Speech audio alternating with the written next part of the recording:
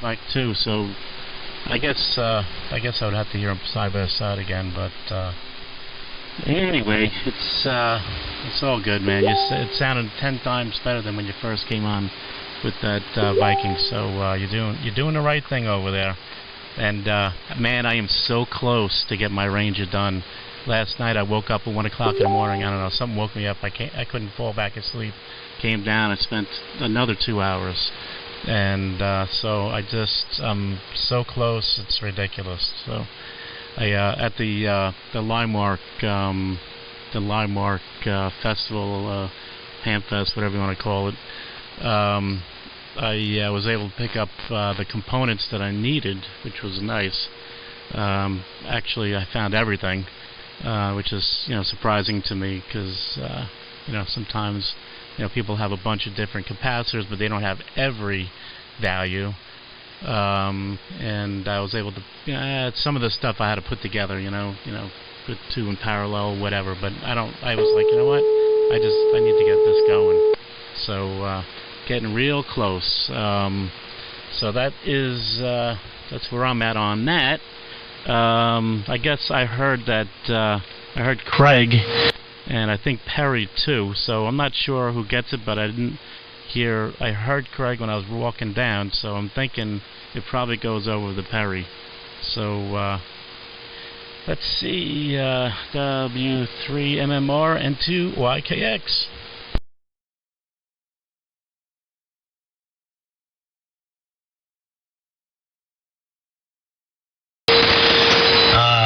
N2YKX, W3MMR. Well, real good, Andrew. Good evening. Good to hear you. I'm sick, and right now it's just like I go through. Uh-oh, I hear Popo. Yay. It's pretty normal for around here. I go through these phases, like up and down, like I feel good, I feel really good, and then all of a sudden I feel like my eyes start to burn, and I start, feeling like crap out of nowhere, and then I'll start feeling better again. But that's how it's been all day. Anyway, just keep sipping coffee, man. Get me through. And Richie, maybe I wasn't paying attention, but I can hear a little more low-ended with the B1, but it's not a huge difference, honestly, in my opinion. What I'm hearing, it's different for sure, but it's not a big difference.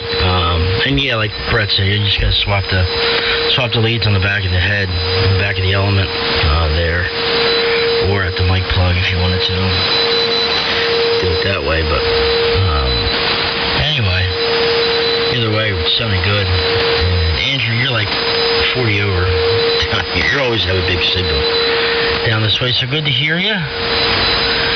What else was I going to comment on? I forget. I wonder how long it's supposed to rain for. I haven't checked the weather, but it's been raining all day. It's 50 degrees. So much for winter. This is the warmest winter that I can ever remember in my entire life. In my short 32 years of existence, I don't remember a winter where we've had no snow. We at least get a little bit. To this point, we haven't had any. We had a little bit snow for maybe a half hour, and it didn't stick. And one storm switched over to snow for about 5 minutes, and then went back to rain. And that's been it. We've had, I think, 2 or 3 days where the lows were in the low teens. Hell, I remember when these single digits were the norm, and we'd go a week or two without getting above freezing, and all the lakes around here would freeze, and heck, not anymore. All the creeks would freeze. Just ain't happening like it used to. I'm sure it's the same way out by you, Craig. And I know you guys up in New England have gotten some snow, but I guess you two out on Long Island, I wonder if it's been the same story for you guys up there. Back over to you, Craig. KB3RHR in the group from W3MMR.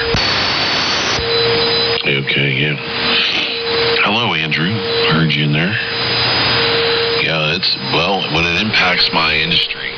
So you know it's been mild, man, and it's impacted. So they're saying we won't come out of it until 3 to 5 more months. So because it's nobody's drawing the grid down, that's the moral of the story. It's not negative whatever. Although, you know, last couple of years we've had like a polar vortex for 2 weeks or so in February. That never happened. Here it is, March almost. So I think we got our polar vortex went back in December or November. But we didn't have that this year, and that would have helped a little bit. I don't like it cold, but I like to keep working. So whatever. Yeah, warm, man. Like when I start seeing the birds like they are, something's up. So I don't know. I don't believe in the climate change thing. I don't believe in that. I believe in if that is true, then it's something normal. It's been going on for a bazillion years, I think. So I don't know. The winds, El Nino, I don't know. Whatever. Yeah, no ice this year, hardly. It's good for me. I can handle it. Although, this is one that I threw out there the other day, and somebody needs to explain it to me. Maybe it's the Great Commonwealth or whatever, but like they're hoarding their salt. Like we're going to have, if we keep all the salt, we'll have margarita days every day in the weekends throughout the summer or something, because they're using pea gravel. I don't know. I wonder what my tax dollars goes for. But they're using pea gravel instead of salt. So this summer we had to have big margarita festivals at all the township buildings where all the salt is. Be pretty fun. What else was I going to tell you? Yeah, no big snowstorms like when we were kids, I guess, Perry. In 30-something, man, you wait. It's sneaking up. It's coming. It's coming. Wait. I feel like I shot my first half. I went too hard. I should have paced myself for the second half because about out of steam. And I'm getting ready, man, to mow grass. The heck with it. Well, you guys over there, like you and Brent, that direction, it seems like it never snows over there now. And if I were to draw a line, I'm about at the 40th parallel, so you take that stream across New Jersey. I don't understand, I guess it's because that jet stream takes it up to the northeast before it gets to you guys, so you kind of get the Virginia, North Carolina type weather, I think. That kind of area, I don't know. Can't put my finger on it. Not a meteorologist. All I know is getting lighter out. That's a good thing. Who does it go to? It goes to Brett. N2DTS. I'm going to go fill up my cup. Come back later. So I'll be listening.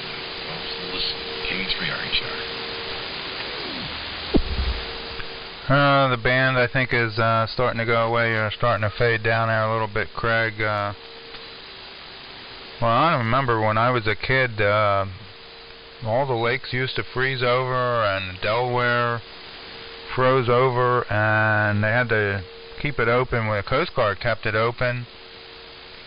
And I had a friend who wanted to drive his Volkswagen van across Cooper River because it was 2 or 3 feet of ice, and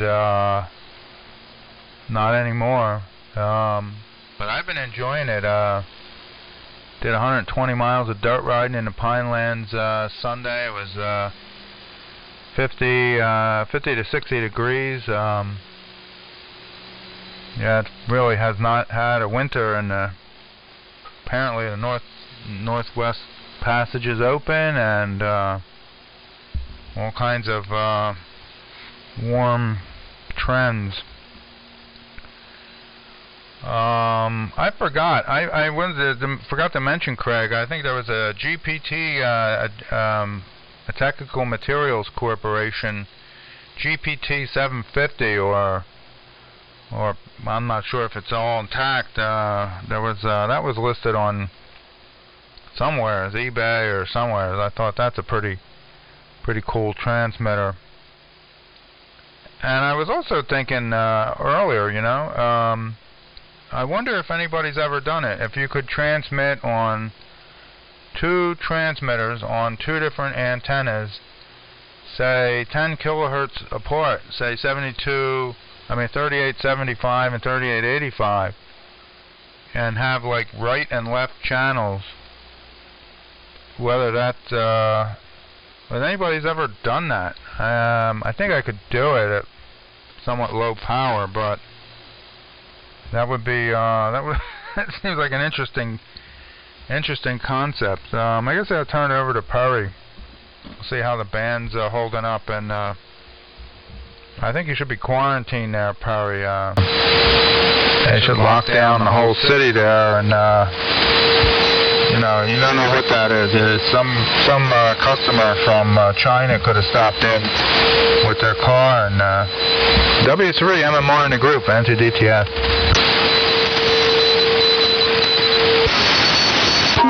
There's somebody. I heard that coronavirus is from eating bats. Eating like bat soup is how it all started. And now it's I just read breaking news that the CDC says it's going to spread to the United States and become a pandemic. So we got to be careful here, buds. But the band's still in great shape. Everybody's Brett. You're like 50 over, so I know the band's not going anywhere yet. If you're stronger than Craig, so I'll turn it up to Richie to Andrew back to me, and then I'll go send it back to Craig. KC2CWM from W3MMR. I wanted this thing on. Yeah, I'm gonna swap. Can you hear me out there? I don't know. I'm gonna do it at the base of the D104. It'll only take a minute. But, you know, I gotta, geez, I'm hoping someone else is in there by the time I do it to see if there is a change. I got a feeling it's not, you know, nothing, you know, I don't know. Why is if this microphone's in phase, or is it, you know, and that means they're both out of phase, so I don't know. What do I gotta do? I gotta stick another 12AX7 stage in there and swap it around again. There you go. I guess that's one way of doing it. But anyway, not much more to report. I'm just going to finish swapping these 2 wires, and that's it. But well, who gets it? Perry, I forgot what you said. Maybe back to Andrew. Could be the case, but I'm just about done with this. So let me tack these 2 and see what happens. Go ahead, carry on. If you don't have any feedback in the transmitter, you can swap the modulator tube plate caps also. KD2AFL. This thing working?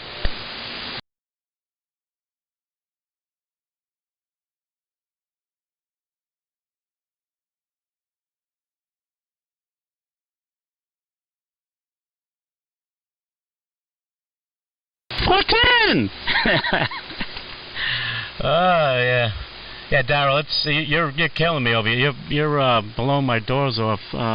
Really, big signal. But yeah, you could. That's the audio's a little hot.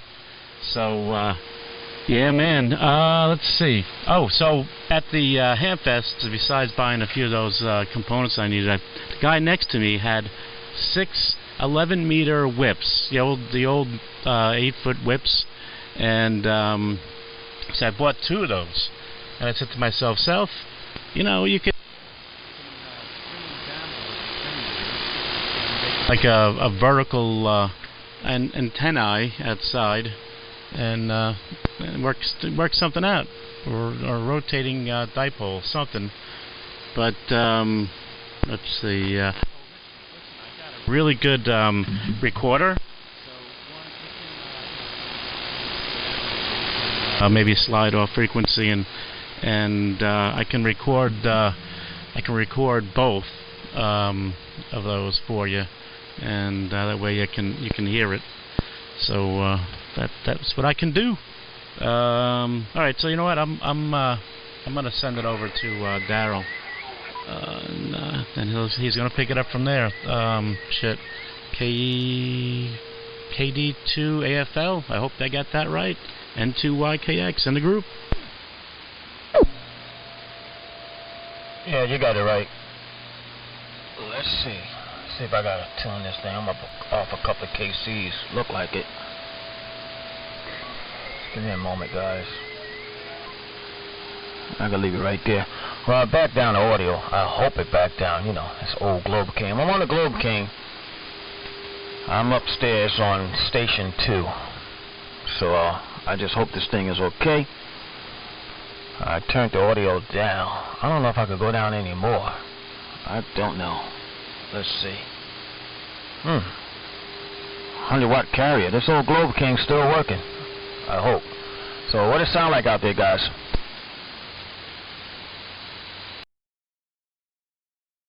Sure. I think, yeah, it definitely sounds better, but maybe Perry give you a little better report. I guess it goes over to him. 100 watts? Turn it over to Perry. Yeah, okay. Hey, Perry, you got it. I'm gonna let it warm up anyway. I just gotta make sure I'm still on frequency. This thing drifts when you first cut it on. So Perry, W3MMR, this is KD2AFL on the old Globe King 500B. Okay, yeah, you could probably cut back on the audio a little more. And with those, you gotta be careful because you don't have any limiting like the other rig. You know, so when you really get hot on the mic, you know, it'll over-modulate. But when you get normal talking and things like that, it sounds good. But shouldn't that rig have more than 100 watts of carrier? Oh yeah, but I don't want to run it wide open. Yeah, I probably could do, I don't know, 200. But it's been modified. It's been Robert. Robert been through this one too. So here it is. We don't like to crank it up. So if I want to crank it up, I'll go back downstairs. Over. Well, if you run it light on the loading, it changes the modulation transformer impedance, and it might make it sound a little funky. Oh, okay. Well, that's no problem.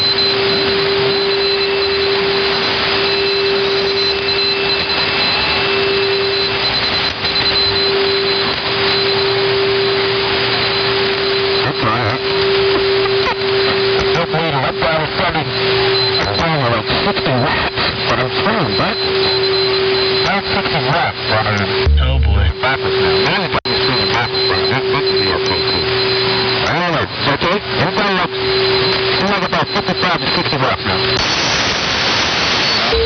That's horrible. Yeah, whatever you did, you should be running closer, you know, to what that rig should, you know, normally put out. Like Brett was saying, instead of loading lightly, I can't back it down. See, this thing's been modified by Robert, so you know, he got all these, understand what you're saying. all his things up in this thing, so we probably can't go down low. No, you gotta, run it balls to the wall. Run it, you know, where you're not loading it lightly, because like Brett said, you know, when you had it at 50 to 60 watts of carrier, you became completely unintelligible. Couldn't understand a word you were saying. And, you know, loading it, you know, more or less where it's supposed to be, I guarantee will clean the audio up a lot. Oh, okay. Well, I better leave well enough alone.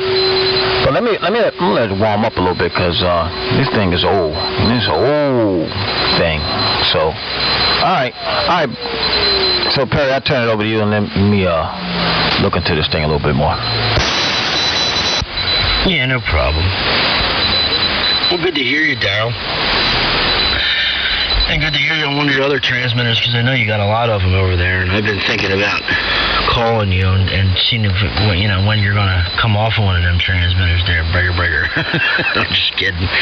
No, I don't need any other projects at the moment, right now. If I do anything, I'm going to build me a lean yar, is what I'm going to do. But that's just for a little bit down the road. Anyway, but good to hear you, Daryl. Big signal. It doesn't really sound that bad, you know, by any means. Just a little on the harsh side, you know. Good audio. Just I know. I guarantee that I think it sounds super, super clean, as you're almost there. So anyway, back over to you, bro, for your words of wisdom. N2DTS in the group, W3MMR.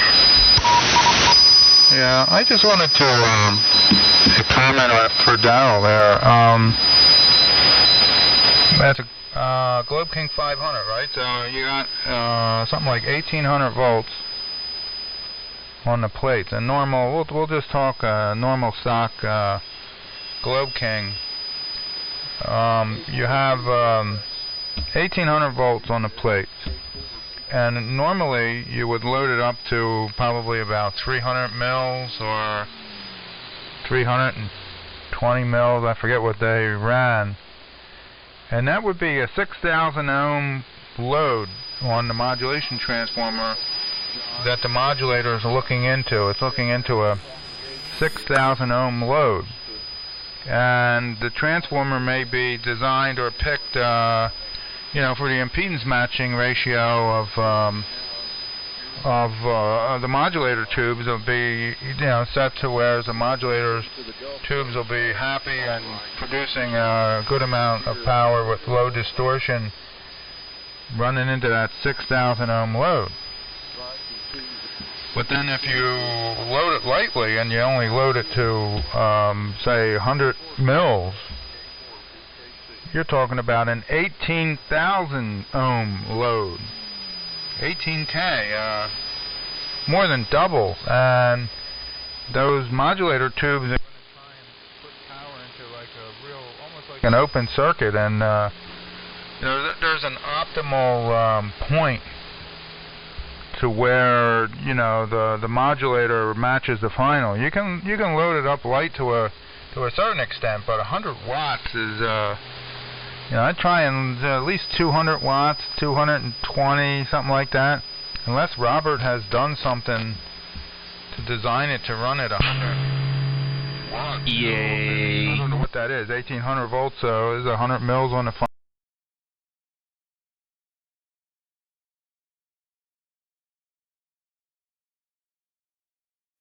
Definitely when you turn the power up, it sounds a whole lot better.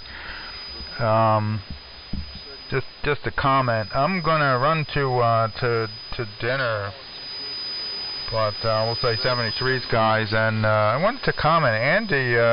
Andrew sounds really loud and really plenty of audio, really strong signal here, really strapping. I didn't get what you were running, but I'll listen out. And I guess it goes over, I don't know where Craig or who I was turning it to.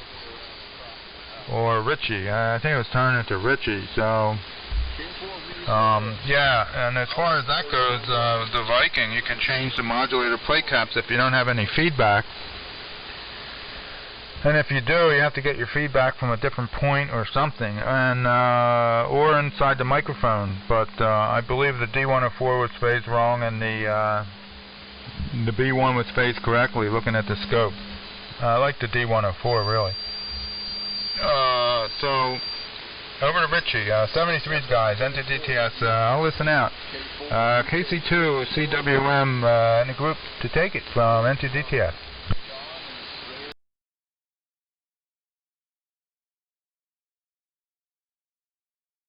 Minutes ago, I think he made. I think Richie left, and Craig went to get something to eat. He texted me. And they're Billy in there. Good evening, William. And looks like Good evening. And the four-landers are starting to come in. So the band is starting to change around a bit. But everybody's still coming in. Q5. Pick it up. Up to you, Bill. And then Andrew, pick it up. W3MMR. Whoa. Hold on a minute.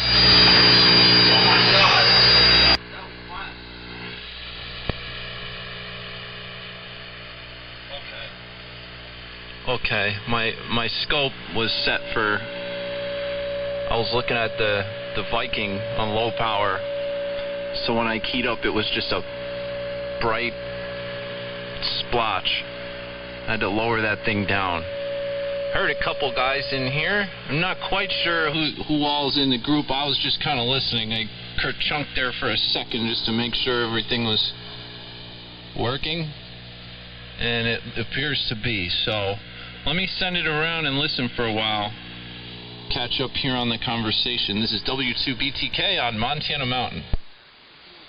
Yeah, you pinned my needle down here on this old damn 75A1. KD2AFL out. Hey man, no excuses on the bowl. Alright, sound good. Yeah, you over here in Long Island, this is Andrew, N2YKX. You literally, like, I was like, what the freaking shit's going on here?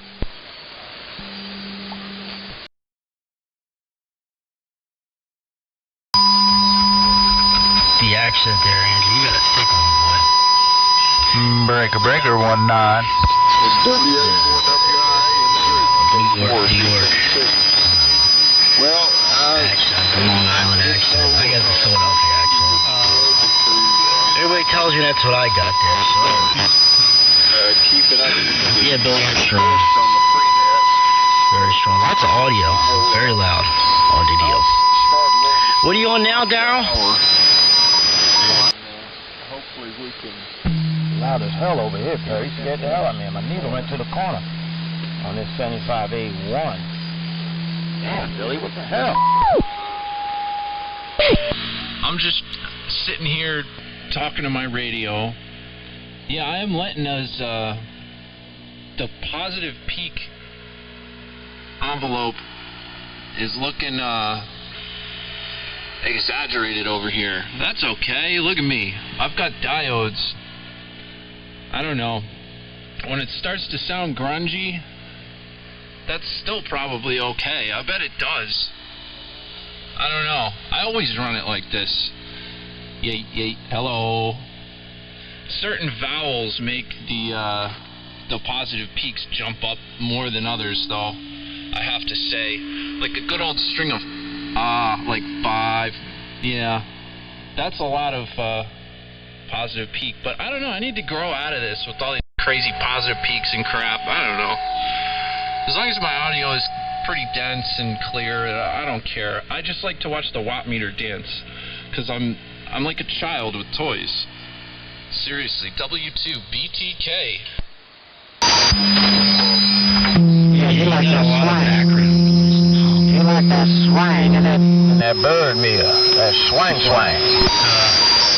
I'm all tired. Yeah, you, I'm detecting a lot of background noise. I can hear the blower. And you can really see it on the pen. I was making a recording. I'm making one. So you'll see it on YouTube. But yeah, it's like you got the audio cranked up louder than you normally do. That's why I said something. So I know how you like your peaks. Your big peaks. You like your big peaks. But this is more than what I've ever seen. This is... sounds like you're in a wind tunnel. I have the rear door open on the damn thing. Hang on a sec. It's not safe to reach over there while I'm keyed up. I'm going to shut the door, and I'll key up again and see if it makes a difference. I think he got that hammer down, Harry. I think he got the hammer all the way down. Nah, Daryl, I can't put the hammer all the way down until I get another air handler installed. I need more airflow. So I'm running the thing with the back door shut now. Does that make an audible difference, or can you still hear a high noise floor in here? You can't see. Nah, it made a difference. The hum's still there, but it definitely cut down on the background wind. Yeah, that hum's not going to go away until I do some serious investigating in here. It's in the amplifier. I think it's a mica cap that's heating up and then leaking a little bit. So we'll see. And there's also a couple other improvements I need to do. There's a couple neutrals that are tied to the chassis ground. I want to isolate those and make them like actual neutrals that bond at the, the panel main, not inside the amp, Are you using a different processor?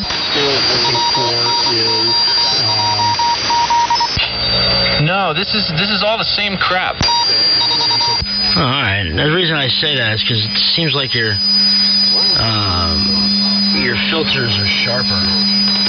You really have that sharp drop off like I do, like around 10K or maybe a little wider. I just don't remember seeing that before.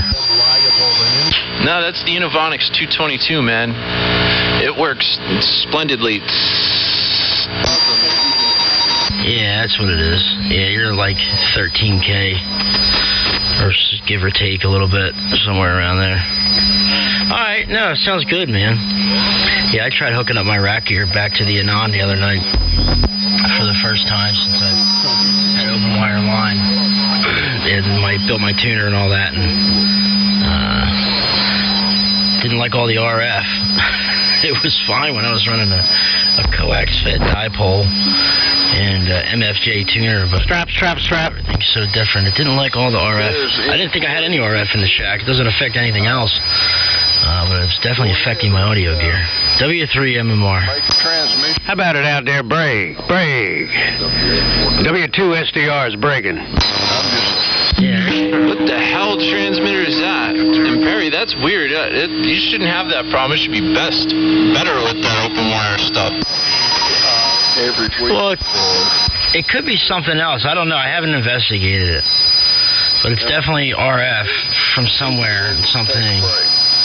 But like I said, I don't have any RF with anything else. K4BTK. But I haven't physically checked the balance on either, leg, and just kind of going off, how all everything else reacts in the shack. My speakers, I don't come through any of my speakers on any band. I don't have any ferrite on anything either, so it's whatever. What's going on out there, Domino? Nothing much. Just got finished with some dinner here. Let me turn this thing on. Get this mod monitor where it's supposed to be. Okay, no, just finished up dinner and on the FT101 this evening with the D104 microphonium. Back to you guys. K4BKC.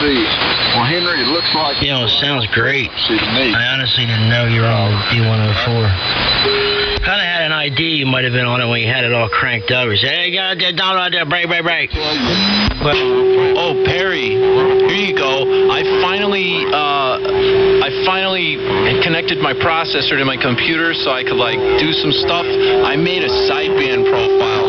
Holy crap. Well, let's put an FET. This isn't a static. Turn it on for a minute if you want to hear it. In this particular D104, and you can see what you can make these sound like with about 8 cents worth of components. There's nothing wrong with those two transistors that are in a static D104. You just have to bias the first one a little bit differently, and that's all you have to do.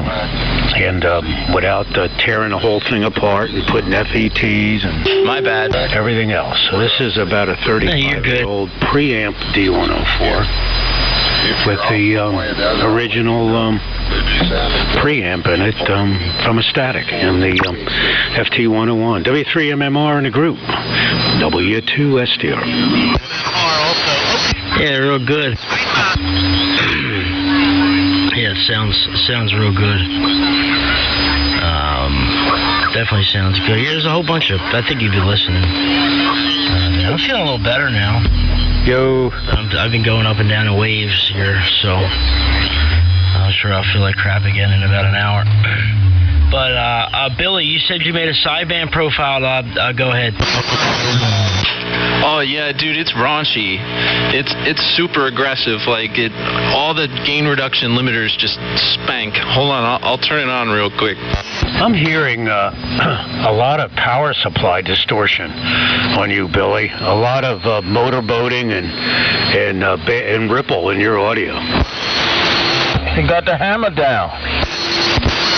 Yeah, I know. I just switched to the sideband profile. This thing is raunchy as hell. I think I got a leaky cap in the amplifier there, Frank. There's like this transmitting mica in there, and I think that thing is leaking, and that's where the hum is coming from, because it's nothing to do with the audio or the exciter side or anything. I had all that crap unplugged, so it's in the amp. And I think I've narrowed it down to where the problem is. I just got to get something different, do some surgery. It's not like a super simple problem, but not a super bad problem. So I'm talking on it. I don't care. But yeah, I'm sure this audio profile sounds absolutely horrible. This is for sideband. It's very, very dense, very, very nasty. All right, there, and I just switched to the regular AM profile. 1, 2, 3, 4. W2BTK. And when you did that, the hum got 10 times worse, and it's really started hearing that ripple in there. Yeah, because you can, hear others, so it's not so slammed. Right. I don't think the profile sounds that bad. Yeah. No, neither do I. Sound good. Sound good. I kind of like it better. Go ahead and start the prenet. Those are really good. I like it better too. And be ready to. Yeah, I was on the fence of whether I liked it better or not. Sounded actually, it might have been a little cleaner there. I don't know. It's 5:30. But yeah, them Four-landers are really starting to come in now. Plenty of time. After him, Tim. Net call. I'm going to run the sideband profile for a little while there. I'll see if I could check in this here prenet. Hello. QSK. Always pleasure to I got a copy on the old 251, Mr. 251. Down to me. This time, Chester, Pennsylvania. And I just got brown. Breaker. Prenet started. But Harry, did you get home from work early today, Perry? Preamble. Yeah, I got home at about 1 o'clock. I took a half a day. And it goes like this. Oh, okay. That's cool. For this, FAMR. Yeah, I dug this D104 out today. He was messing with it. And it was a stock D104, and I had an old preamp, so I messed around with the static preamp and screwed it into this base. And I don't know, just watched TV, just got finished eating dinner. Probably stream a little bit of programs tonight, on TV, and see what's what. So how's your cold or virus or corona thing you got there? Yeah, he got the corona.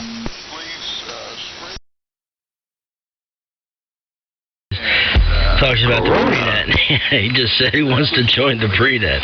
I feel a little better now. God, when I left work, I was feeling pretty bad. That's obviously why I left. Took a half day. Swapped and fellowship. And I watched some of the Phillies game and laid down. I was feeling pretty crappy. Took about a 2-hour nap. Woke up, felt okay. I keep going up and down, up and down. I'm just hoping tomorrow I kind of wake up and this is subsided. This is what I'm hoping for. Oh, hang on now, Perry. You said that fella let me check in the prenet? Because that's what I want to do. Want to check in the prenet. Hey, Perry, you going to check in the prenet? I want to check in the prenet. Come on. Perry is drinking a Corona. Tell me, hold on a second. What a mess. Okay, Billy, you're checked into the prenet. I don't know if it's just me, but it seems like the hum went away with that profile, Billy, and I can hear background noise. It's like the hum turned into a little bit of background noise now. I don't hear the hum anymore. I heard 89. Maybe that there hum is some digital hum from the processor, because it's jealous of all these tubes, and so it want to throw a little hum in there to make it sound more vintage. Come on. A few more stations. WA4, WIA, Larry, go.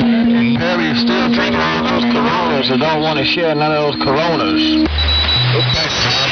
Yeah, I'm not sharing none of my Coronas, man. My Coronas are quarantined. Boy, them guys down south are really starting to make it rough. You gotta get in. We're having a pre-net here on this frequency. We've done been here for a little while, so maybe they'll get the picture. Hey Perry. Hey Andy. Andrew. Do you run that thing, the Anon? You run that? You reduce the carrier at all?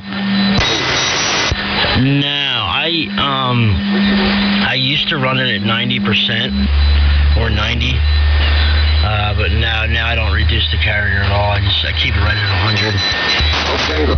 Yeah, I was screwing around with that when I first got it, the Flex, and I noticed, I was like, you know what? It just sounds better wide open, so that's where it sits. Harry squeezed all the watts out. That's right, gotta squeeze all the watts out. Well, Andrew, with the asymmetry that's in my voice naturally, with this thing at 100% or at 100, I still modulate up to 120% on the positive. So if I drop that thing to 90 or 85, it really starts to grunge things up.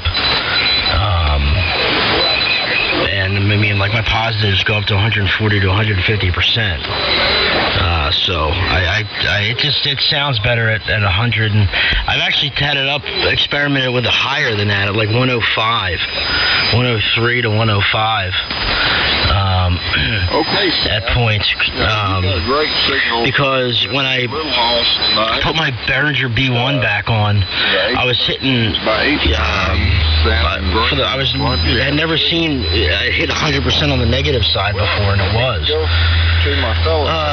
I knew the audio wasn't up too high. I didn't have that turned up, so I turned it up to 103, and it brought it back down to 98 to 99% of the negative side. So that's why I was experimenting with that. But no, I usually keep it around 100. W3MMR. N4BTK and the pre-net. N2YKX. Yes. Yeah, I'm gonna a lot of fun. I'm gonna go down to 73. You guys are more than welcome to come. Give these guys some elbow room, because they're really beating me up here, and I'm sure I'm probably beating them up as well. So, and I'm friends with a lot of those guys down there. I talk to most of those guys in the morning, so I'm going to give them the frequency and go down to 73. You guys are more than welcome to come. W3MMR QSY 38. You were attending. You know what? I'm gonna stay right here during this pre-net. It would have been nice if they asked. I'm gonna QSY once they start their net, but I'm just gonna sit right here in the meantime. I'll gladly clear off for a net, but this is BS, man. And keep working on the just want to keep that hammer down. That's what you want to do, Barry. You want to keep the hammer down. I gotta keep the boss happy. All right.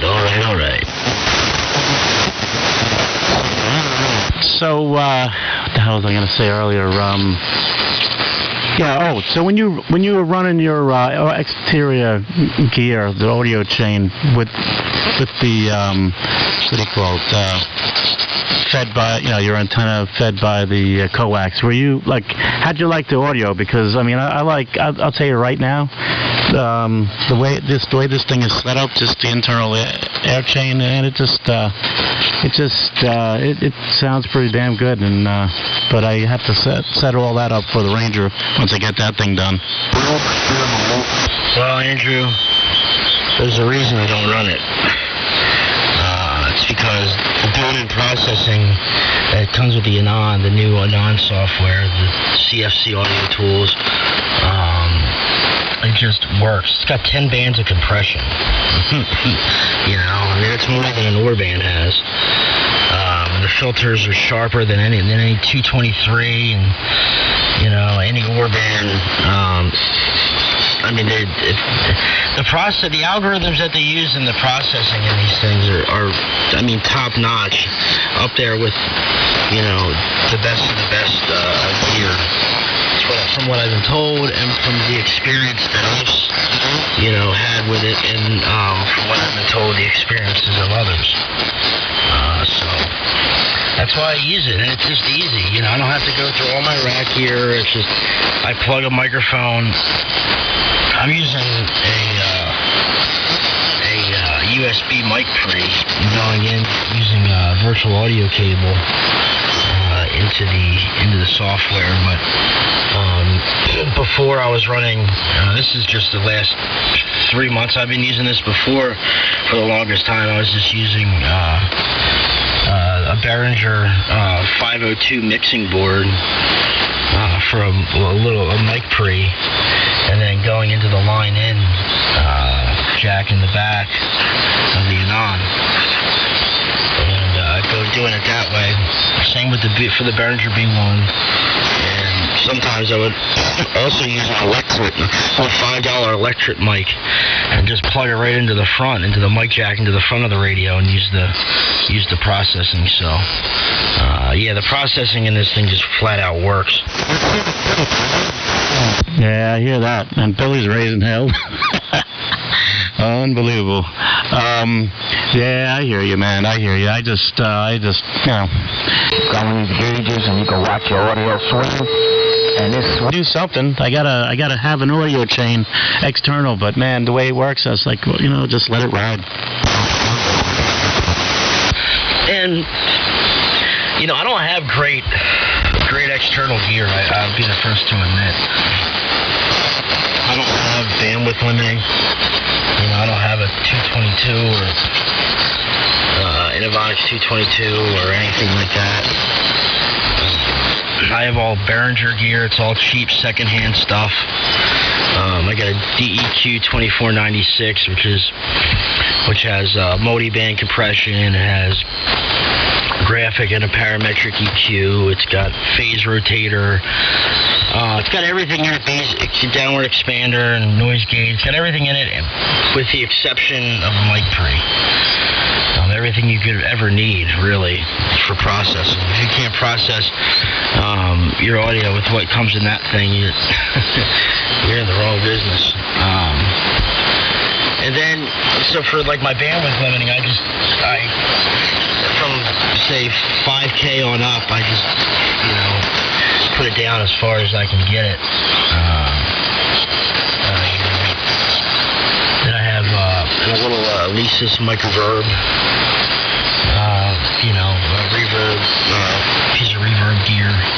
I also have the Ultraflex Pro, the EX3200 Behringer, which is a good piece of gear for polishing, you know, bottom end and stuff like that, and a little, you know, bottom end harmonics. And then I have the Behringer Ultra Gain Pro, the MIC 2200 little tube mic pre with a 12AX7 in it. And I also have a 32-band graphic EQ, a 80 graphic EQ. But like I said, all this stuff is secondhand. Either I got it online or it was given to me. And my father gave me the 2496 to use. And then the other stuff, like I said, is I got the microverb at a local music shop, and then the other everything else was bought off of eBay for less than $100.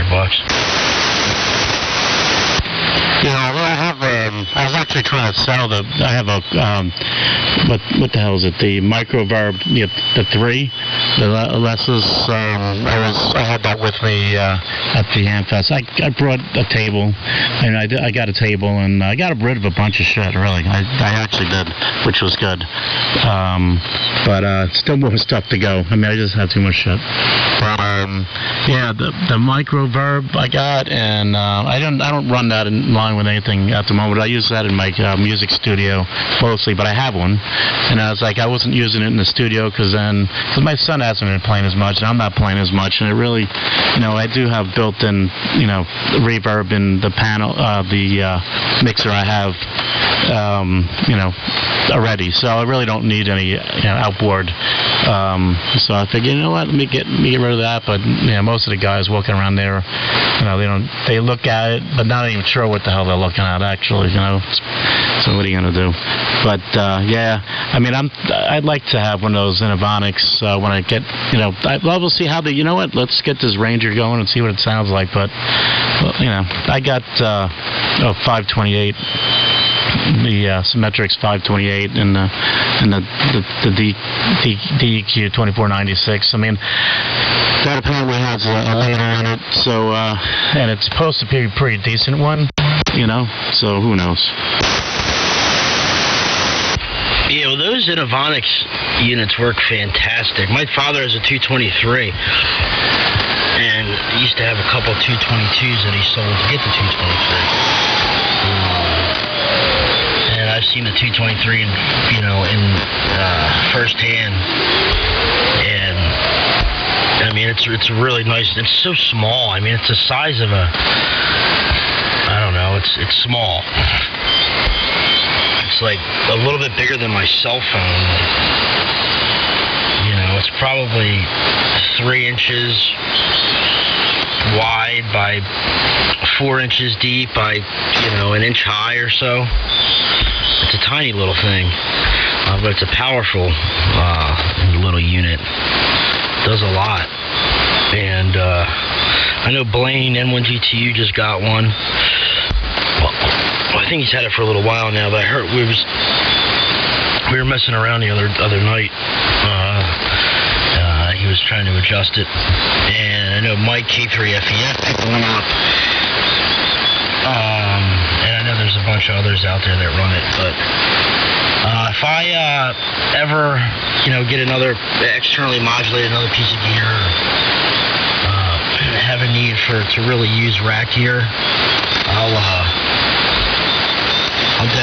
probably pick up a 222, something for bandwidth limiting, because I don't want to. Last thing I want to do is be too wide and just be cordial to my fellow ham radio operators. N2YKX, W3MMR. Alrighty, yeah, there's a breaking station, so it's all good, Perry. Let's see, I guess breaking station, pick it up. Okay, man. Yeah, I'm gonna check 222. Hold on, guys.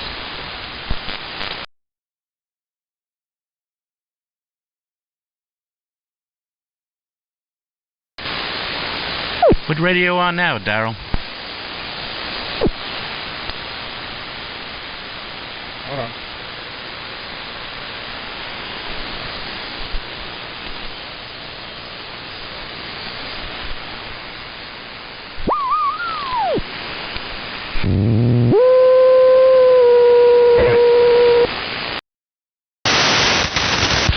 Now you were close, and now you're far.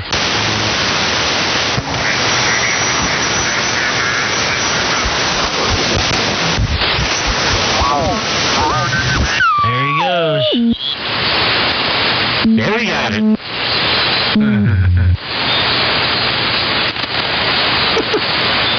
Yeah, I'm laughing at myself now. Okay.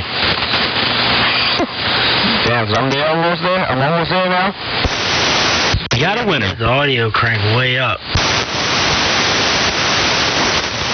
What were you on now? Collins?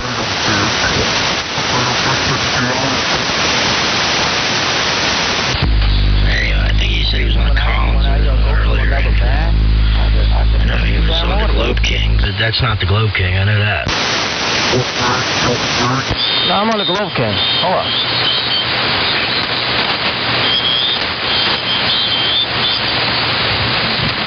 Every time when if I change frequency or band, I gotta adjust the damn audio. I ain't gonna like that too much. Well, that's probably because the loading's changing. Make sure that thing's tuned up right, and you'll have a lot easier time with the audio. I guarantee it. Don't load it, in my opinion, I don't load it lightly, man. Load that thing for, what the book says, and just run it that way. Yeah.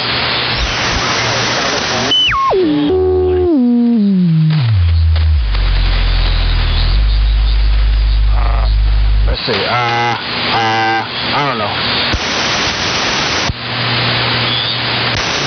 You're on now. Yeah, don't touch the frequency. You're on frequency now.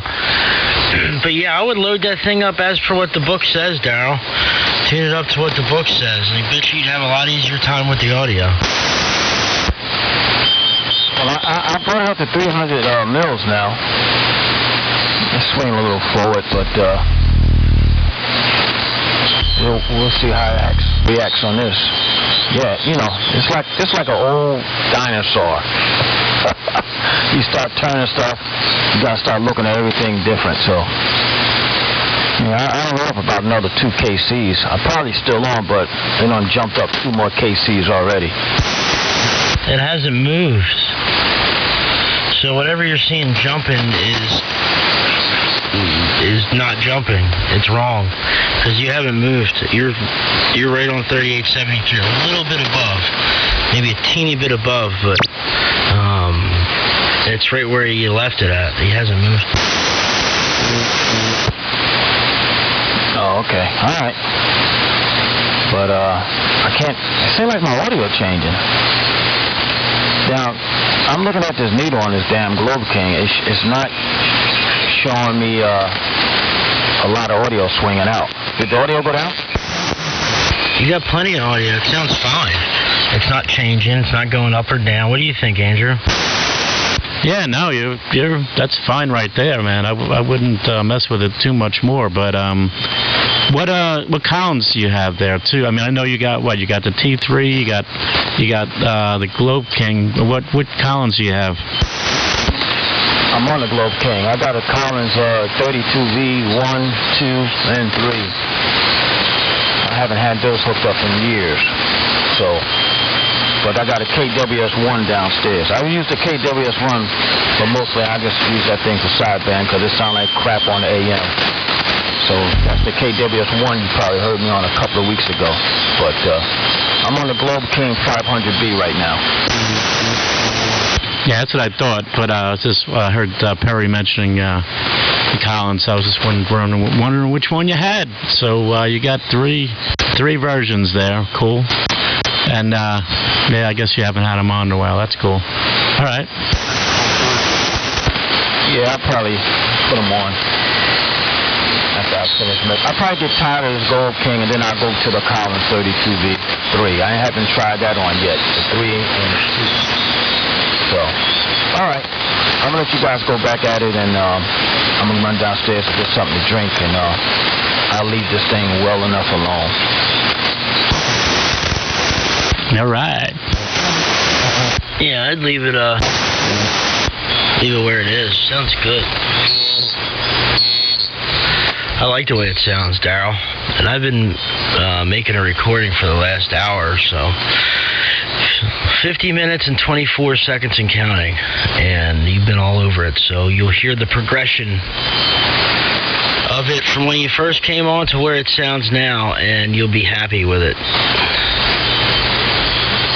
I got to get a new optocoupler relay. I use an optocoupler to disconnect my noise sense antenna when I key, and the thing stopped working. I don't know why, but it stopped working. So I need to get the relay itself stopped working. So I need to get a new one. They're only a couple bucks though, so I won't break the bank. Anyway, everybody's still coming in really good. You guys are very, very strong. And you all sound great. Hopefully I sound okay. And hello, Gary, WA1EIG. It's been a long time since I talked to you, pal. What time was that at? Oh, God, that was an hour ago. Anyway, Gary, if you're listening, hello. Back to you, Andrew. And, Andrew, what do you do for a living? I'm not sure, but I don't think I know what you do for work. N2YKX, W3MMR. You know, drag my feet there, see if that other station was in there.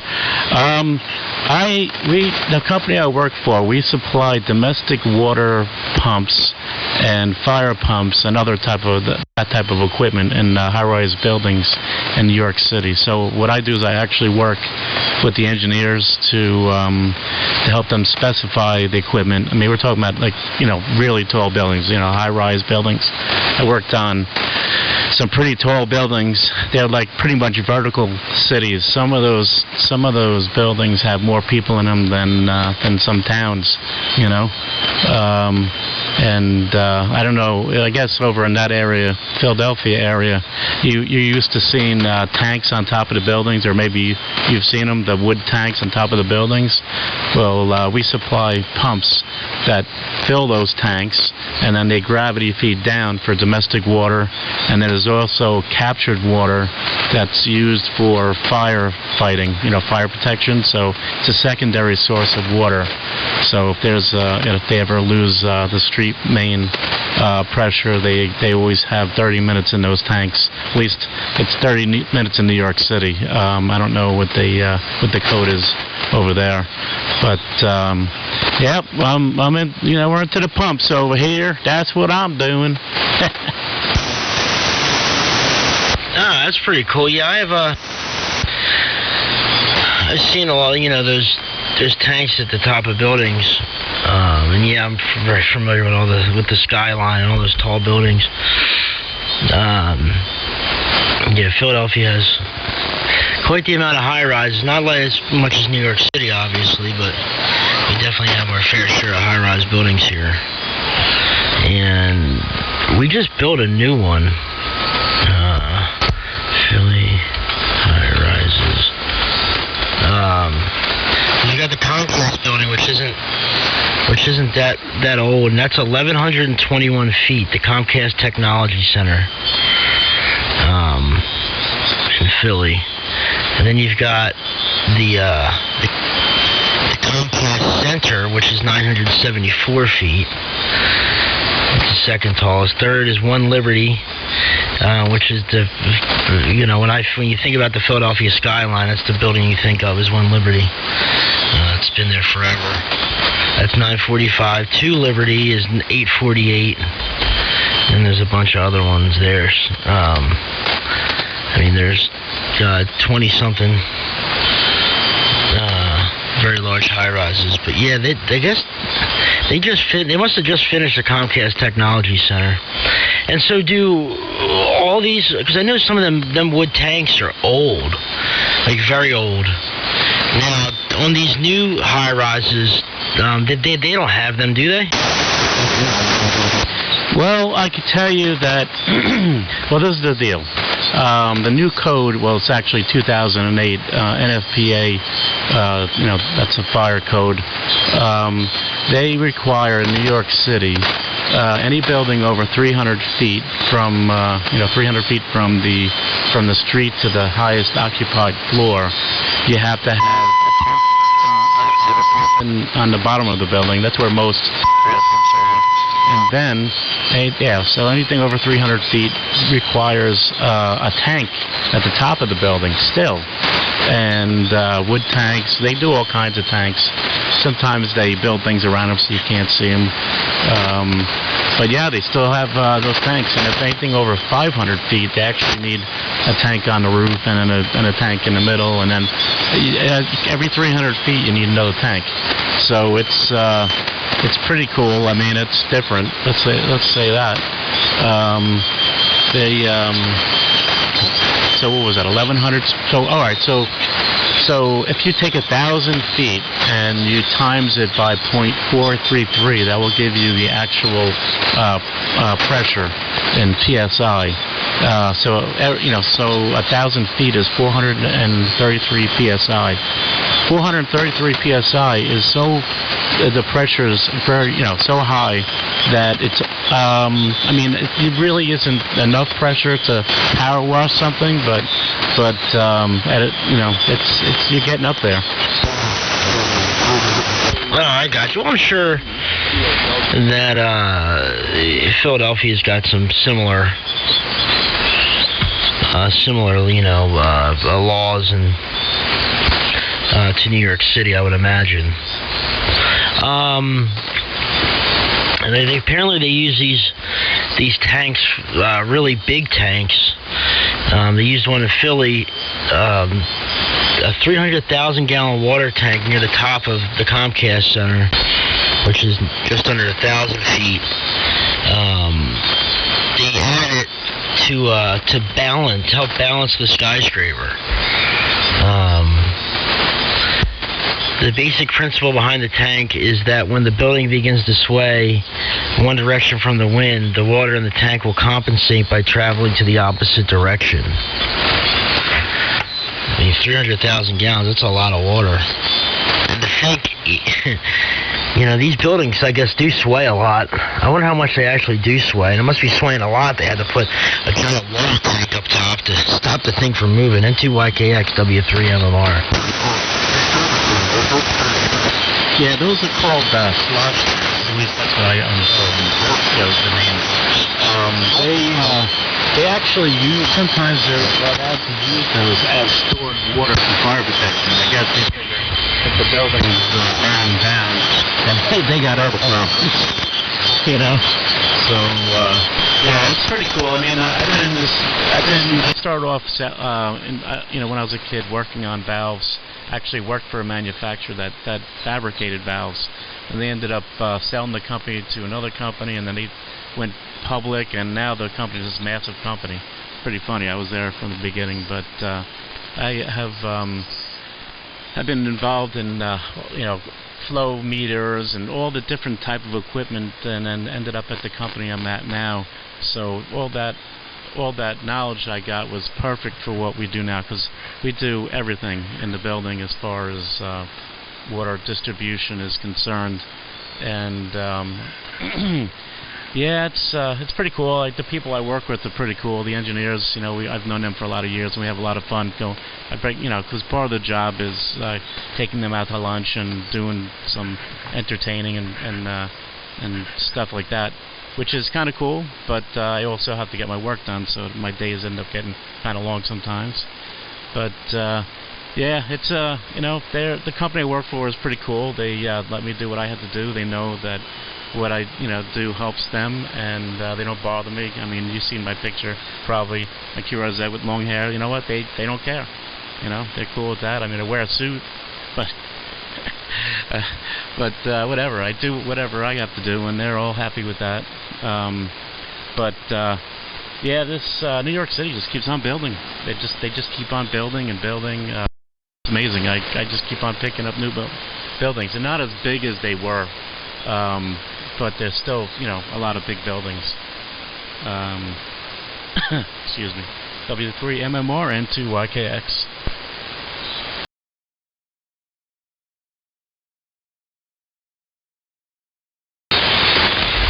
N2YKX W3MMR. Sorry, I was trying to fix this video here. Well, that's pretty cool. You meet on ham radio, you meet people with the craziest jobs. I've noticed that. People have very unique jobs, and it's pretty cool. Always wondering. And always wonder how someone gets into a job like that, or You know, it's almost something like that. So, you know, you don't think about applying for a job like that. You know what I'm saying? Like when you're going to apply for a job, or even looking online, you know, say like an Indeed.com or an online job board. You don't see things like that pop up too often. Because I thought about a career change. I've been an automotive technician for 19 years, and this is my 19th year. And you know, I've been thinking about a change in scenery. You know,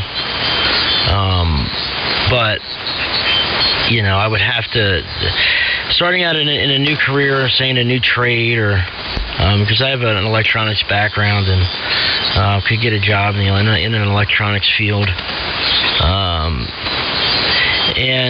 You know, like I've was offered to test for SEPTA, the Southeastern Pennsylvania Transportation Authority. It's who runs all the buses and everything in Philadelphia and all throughout this area. And being like a line repairman and being an electronics technician for them, working on trains. And but the pay, I have to take a pay cut, you know, and that's the only thing. A lot of the thing that's holding me back. And I've been wanting to go to college and, you know, at some point and get a degree and use some of the credits from my time in the military towards a degree. And, but you know, the pay is the thing that I'd really have to buckle down, and if I'd really have to want it to make a career change, you know. So I've kind of been on cruise control because my life was pretty hectic for a long time. You know, not that long ago, 5 years ago or 4 years ago or so. So I'm just trying to, still kind of, you know, just trying to relax and be in a routine for a while.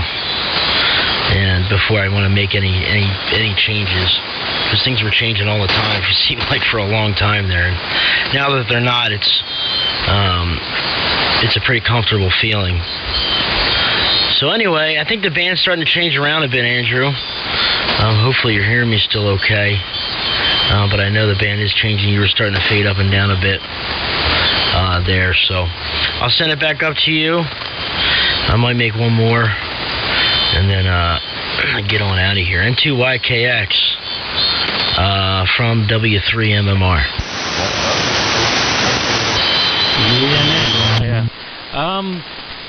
Yeah, I understand what you're saying, man. I get you. And it's not like, for me. It just kept on. Like I said earlier, I worked for one company, and then I worked for another company, learned all that, and this happened over many years, and I kind of worked my way into this. So, I mean, that, you know, that's not the norm. So, you know, definitely not the norm. As far as the other stuff you're mentioning, that's not a bad idea. I understand the cut and pay aspect and the comfort aspect. I mean, you know, you've been doing it for 19 years, and there's a lot of stuff involved in cars now. It's not, you know, you can't just, you know, you can't, like an old mechanic can't just all of a sudden jump into this day and age and think they're just going to be able to just fix the cars like that. They're going to have to go through schooling, and you have to get certified to work, and you know, and you keep on getting more and more certifications. Because I know about all this because my friend, a good friend of mine, has been, you know, he's been doing this, you know, he's been doing it forever, but he does real well for himself, and you know, and he has all kinds of certifications, and you know, so I understand, you know, you kind of set for now, and you feel like, hey, I'm comfortable, you know, I'm doing well, I feel good, and you know, I mean, there's, you know, I don't know, he seems to be happy, and I guess, like I said, you can't just jump into it now. There's so many things to learn. Back in the day when there were just carburetors and transmissions, it was easy to work on, because I used to have old Chevelle, a bunch of Chevelles actually, and Firebirds and all kinds of different cars, but you know, I had a 70 SS 454 Chevelle, And I mean, even with that 454 blocks, I can kind of like get in there with that, and with that engine and work on it. So now you open the hood and there's a big plastic piece that goes over everything. You barely tell which way is up. So, all right, I'm going to jump out of here. I got to go anyway. So it was good talking to Perry, and I'll listen out. And that's pretty much it. All right, man. So good talking to you, and I will talk to you later. W3MMR.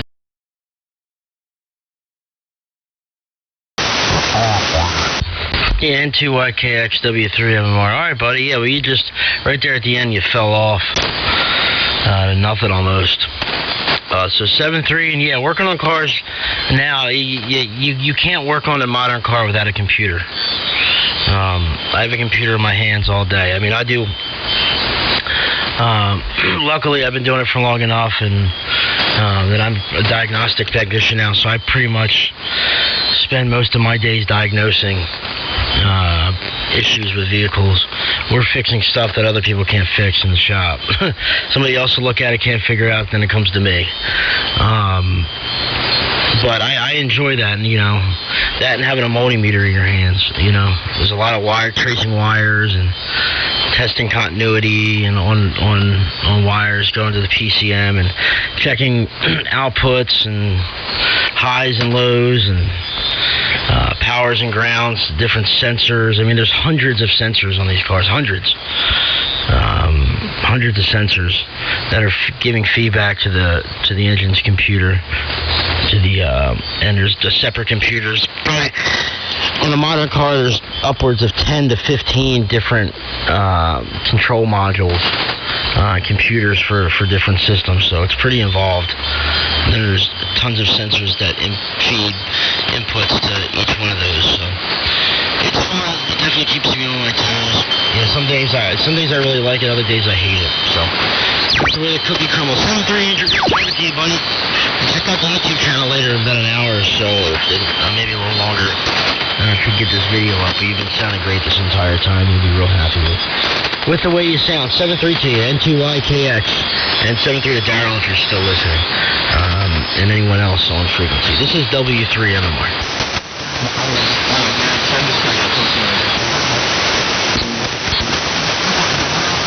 Audio. Yeah, audio. Is there any? Sure is. Thank you. N4NGV. N4. I didn't catch the. Anyway, good evening to you. But you have a good signal up in the southeastern Pennsylvania. Call us W3MMR. 7.3 to you. Oh. Very good. Harry, the name here is Norm. November Romeo Mike. QTH is Elizabeth City, North Carolina. Yeah, I've been sitting in here listening to you and the guy in New York for the last half hour, and learning a little bit. I don't do a lot of AM. In fact, I was just seeing if the radio was putting any audio on. Well, it's looking for the audio out. It sounds good too. Sounds real good. So you got it where you need to be. Very loud. Plenty of audio. Not detecting really any distortion. It doesn't sound like any broadcast station, but it also doesn't sound like no Johnson Messenger either. So it sounded real good. We'll say 7.3 to you, Norm. Thanks for listening in. And welcome to AM. Don't be a stranger. I've been in here often, and there's a big group that gets in the morning. 3885. A bunch of us, a couple of us from up here, and a bunch of guys from down the way. Starting about 4 o'clock in the morning until about 7 or 8. I'm 3885, so feel free to jump in and respond. 7.3 to you. This is The W3MMR from N4NGV. Very good. In fact, most of my work is sideband. This amp will work AM. I'm driving with about 65, or well, Yeah, carrier 65 watts, and it looks like it's peaking at about 650, so I'm not driving it all that hard. Anyway, 73s. Thank you for the words there. It's normally a Nista sideband rig, but it does work. It's a Kenwood 850, and I'm driving a very old single 500 homebrew amp. 73s, N4NGV. N4NGV.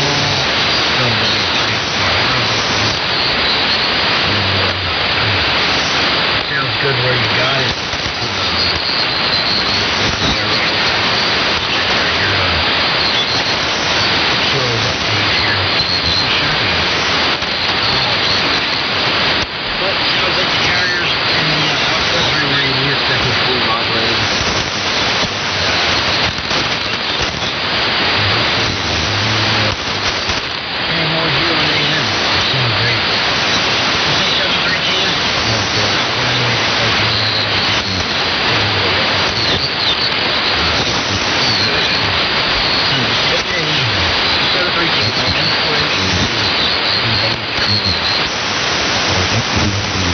The 73s, Barry, and I hope you feel better. Yeah.